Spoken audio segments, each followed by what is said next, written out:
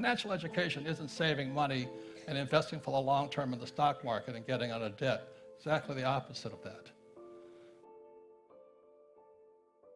Now, you have to go to school to be a doctor, a lawyer, an engineer, but you don't have to go to school to be rich. It's criminal. A baby cannot learn to walk unless they fall down.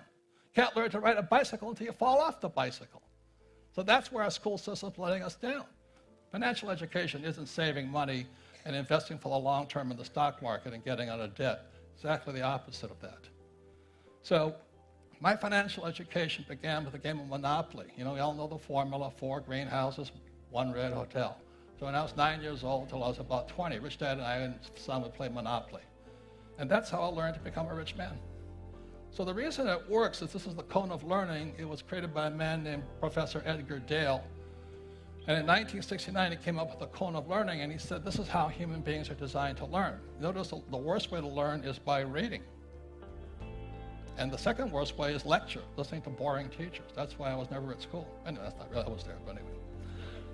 And then what you guys are doing here is you're looking at pictures, watching a movie. That's why TED Talks works. But also, the second best way is called simulation. Simulation is where you get to make your mistakes. You get to make your mistakes after mistakes. You just make mistakes. See, human beings learn by making mistakes, except in school you make mistakes, you're considered stupid. In business, you make a mistake, you're fired. And you make a mistake in business, you're a failure. So a person's got to find a place to make mistakes. In scientists like Edison, it was a laboratory. So the reason I learned a lot was I made mistakes playing Monopoly. That's how I learned so much.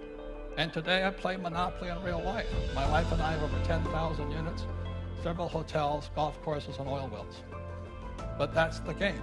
You know, once you learn it in your brain by playing games, simulation's the way you learn. So you practice, practice, practice, practice, practice. You make mistake after mistake after mistake. Like a golfer makes mistake after mistake after mistake, then they turn pro. But the reason a lot of people are not rich, they think mistakes make you stupid. It's criminal. A baby cannot learn to walk unless they fall down.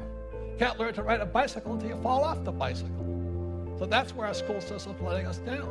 So the power of words, financial literacy begins with words, because words affect your brain. As my poor dad always said, I can't afford it. You know, in Sunday school I learned the word becomes flesh. Every time you say you can't afford it, you say, I'm poor, I'm a loser, I can't do something, I'm helpless. The government should take care of me. It's disgusting. Rich Dad taught me, how can I afford it? So when I had no money, my wife and I just kept saying, well, how can I afford it? And pretty soon your mind opens up, and that's when intelligence comes in.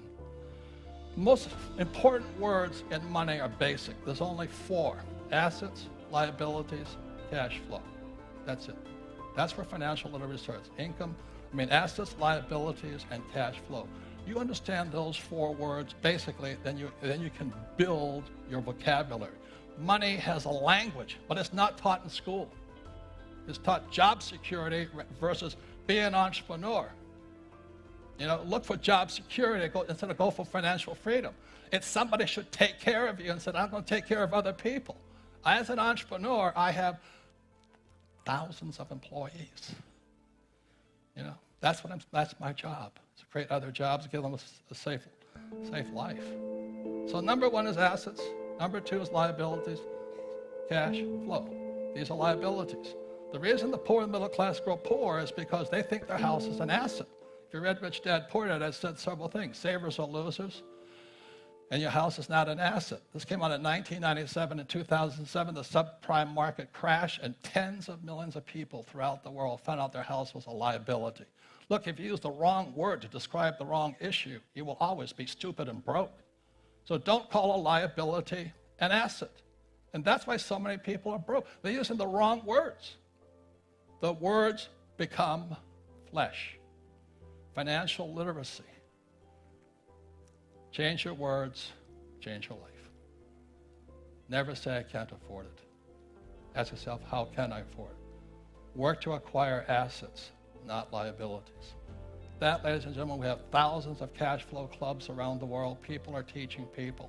You don't have to go to school to learn to be rich. So the thing is Bucky Fuller challenged me. What can I do? I'm just a little guy. I stopped making wallets and I started making cents. My wife and I created this cash flow board game. It's played throughout the world today. Every day, tens of thousands of people are teaching themselves. That's how you change the world. But we change your words, you change your life. So the best news is words are free. It doesn't take millions of dollars to change the world. Just change your words. Thank you very much.